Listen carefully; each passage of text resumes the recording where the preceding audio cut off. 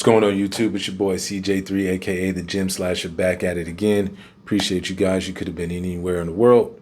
You chose to be here with me, and again, I appreciate that. Without further ado, let's just get right into it.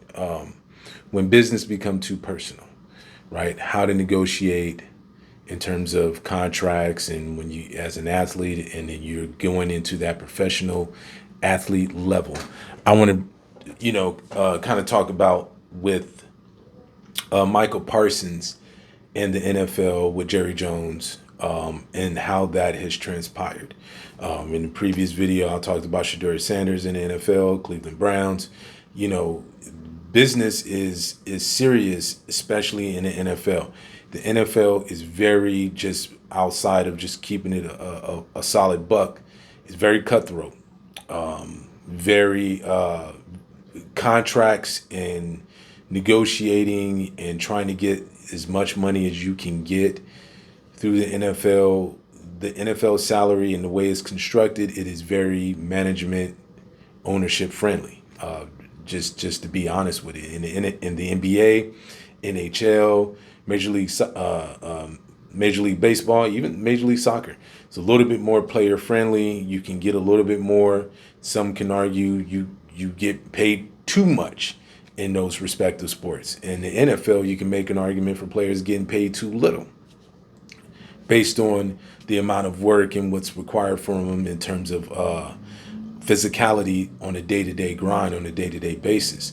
The NFL has a expectancy in terms of your career length. The average career length for the NFL player is about 3.3, 3.5, 3.0, depending on what data set you're looking at. But it's about that 3.5 year range in terms of average. With Micah Parsons, just to put a little bit more context, Micah Parsons is a pass rusher for the Dallas Cowboys, phenomenal player, all just overall, void of position. He's just a really elite, really great player. He's 26 years old. He is still on his rookie contract. He's about 26. I think he just passed his 4 years. So in the NFL, you get drafted. There's a cap, there's a ceiling that's on how much you can get paid as a drafted player. You can, depending on your position in terms of your draft, they kind of put that in terms of average. And so you can range from give or take 25, 30 million for over 4 years. Or you can average 30, close to 30, but usually about 25, 17 million to 12, 15 million per year.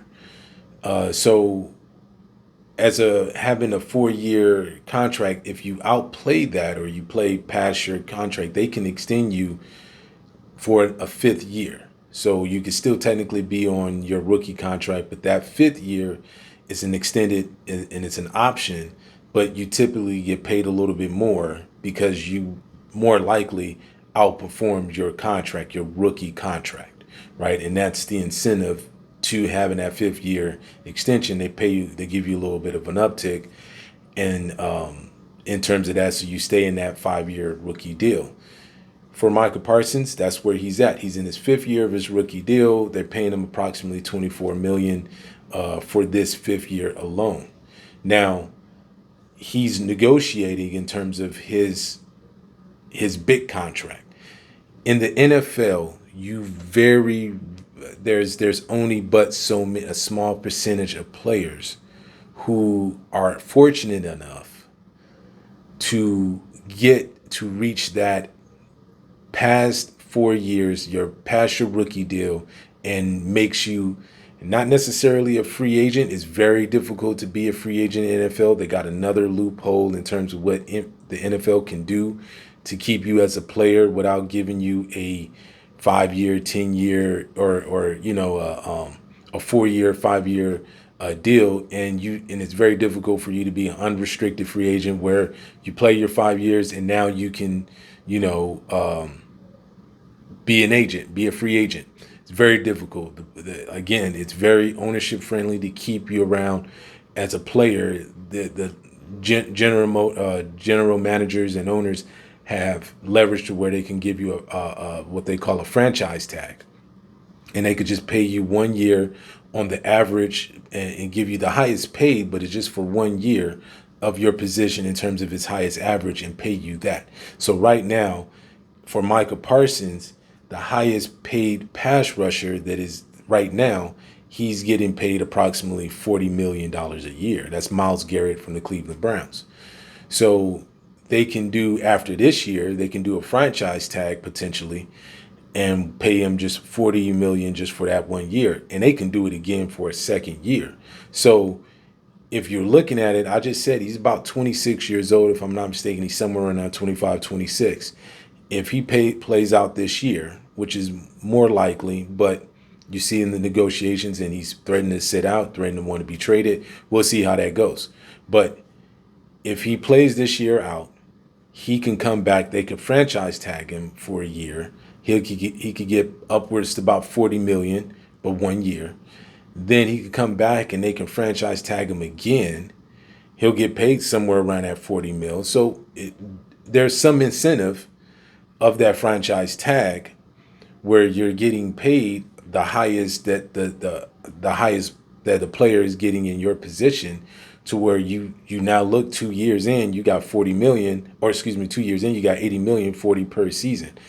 Well, here's the other downside of that. Here's the flip side to that. Okay, now they franchise tagged you 2 years in a row. Now you're 28. And now you're back at the negotiating table with the same team that's had you since your rookie year, right?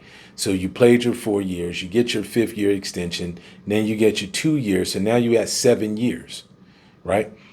And now you're 28. And now you want to still negotiate a 4-year or 5-year deal.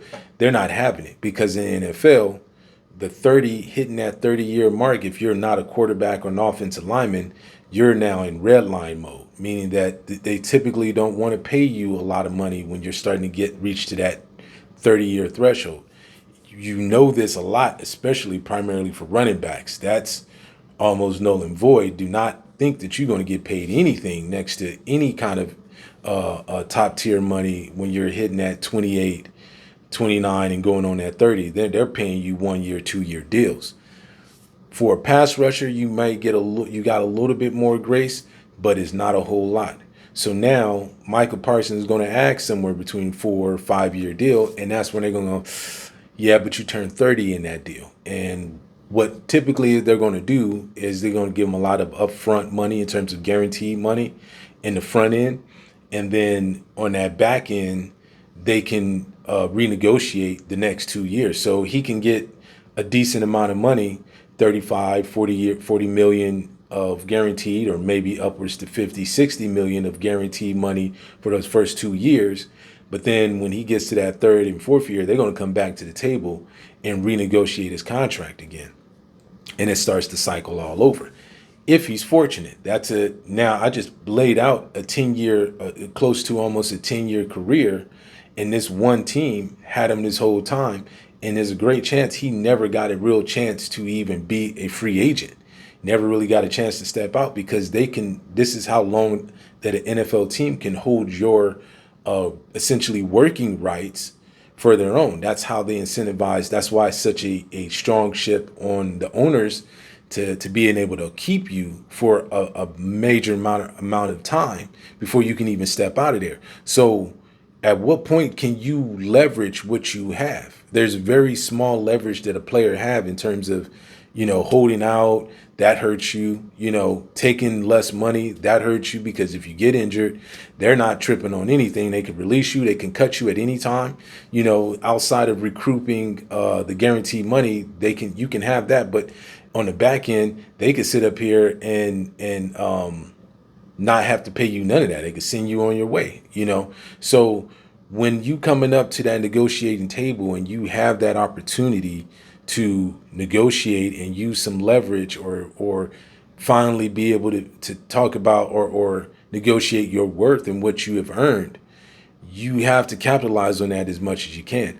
The problem that I have with how this thing has transpired, because to put a little bit more in context, You're going to negotiate, and Jerry Jones is known for negotiating, posturing a little bit. He's great at marketing the Dallas Cowboys, even though in terms of them on the field haven't amount to anything since 96, 95, 96, when they made it to that last Super Bowl against the Pittsburgh Steelers, which I believe was Super Bowl 30. They haven't made it to the NFC Championship game, and I think in the last 25, 26 years, obviously they haven't made it to the Super Bowl since Super Bowl 30. So putting those together, they may not be on the field elite, but in terms of his marketing genius, the Dallas Cowboys is one of the Forbes top sports franchises in the world. I believe they're either 2 or top 3 in the world in terms of their earning per year. They're on par going against the Real Madrids, the European soccer leagues and stuff, and FIFA and all them, and Barcelona teams and stuff where they make outrageous. They're on par with them. I think the Yankees are up there too as well. But when it comes to player and negotiating, Jerry Jones is not that very well on that, not very good at doing that, and causes more problems than not.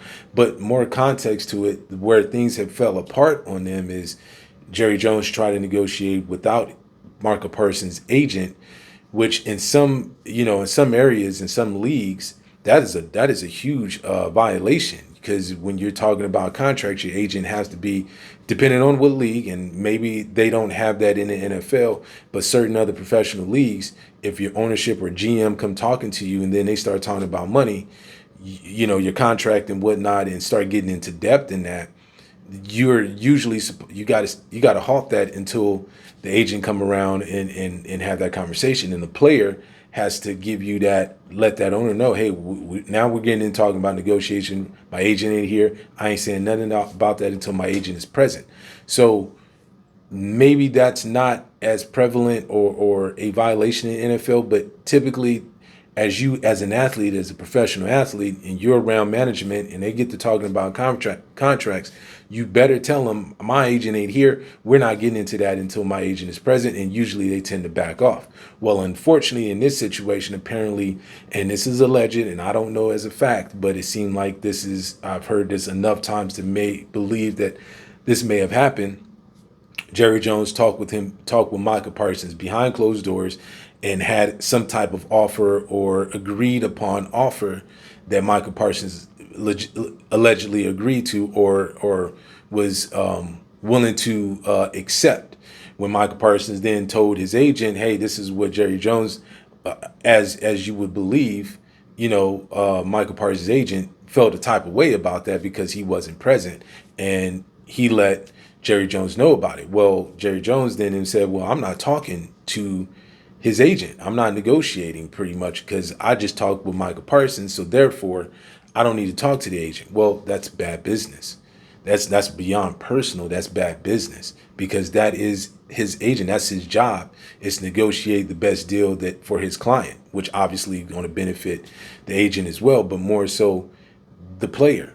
And that's why you have that agent when you're negotiating at any time, that they can make sure that you're getting the right deal and you're not leaving too much money on the table and stuff, because it's not just, hey, I'm gonna pay you, 5 years, 60 million a year or something like that, right? And you're going, oh, bet, yeah, what do I sign?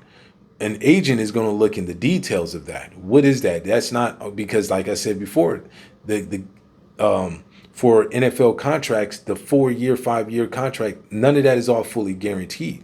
The NFL can release you even with that contract. They can null and void that contract.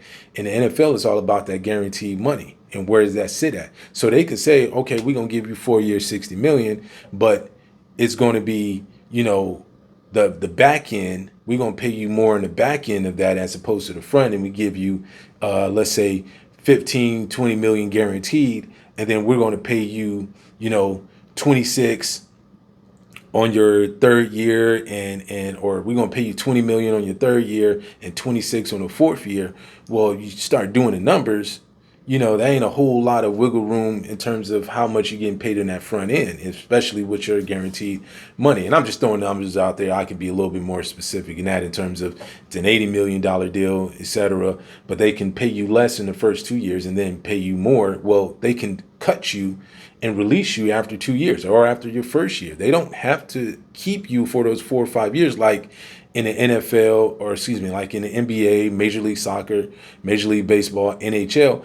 If they release you, that franchise still owe them all that money. If they pay you a 5-year, $120 million deal, and then they say, you know what, we're going to trade you for this player to that player, guess what? That team still owes you that money. In the NFL, that's not the case. They can release you, and they just signed a 5-year, $125 million deal. The only thing that they have to pay you is the guaranteed money. Outside of that, those years do not count to their payroll or either side. They can renegotiate and come back. So when you are negotiating, and that's why that agent is there, to look at the layers of that contract and how that is laid out before they make any kind of agreement, because the owner obviously is going to put it where it benefits them and not so much you. So that's why you want that. And that's where they're having this bigger problem, because now we know about it. The only reason why we know about it is because the ownership had brought that up and said, and brought that to light. That's bad business. And now that's personal. So this is where they have gotten into this stalemate, because they have made business personal, too personal, right? And this goes on outside of sports. This is corporate America. When you go out there and you negotiate, you have a number, management has a number. At times that you may not agree. And typically a good business or a good negotiation is both of y'all finally come to an agreement, but both of you feel like I may pay too much, and you as an employee feel I might have left a little bit on the table. But either way, you can look at it overall and go, you know what, this is a good state. I'm cool with where this is at. You don't want to come to the point where you can't come back to the table.